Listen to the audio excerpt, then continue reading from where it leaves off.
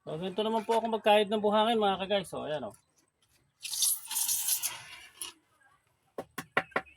Hindi rin po maliligaw itong ating pangkayod. Dahil pangkahid pa lang po, meron na po yan na guide. Ayan o. Yan po, may ukit po yan nakapraso dito na kasing kapal po nitong ating sapin. Kaya po, ayan o. Diyan siya tumatama. Ayan, ayan, ayan. Yan, ganyan po mga guys. So, pagka po ikinahid niya, doon tatama yung guide. Sakto-sakto lang doon para kung gaano kalaki po yung ilalabas ninyong labi ng paso. Ayan.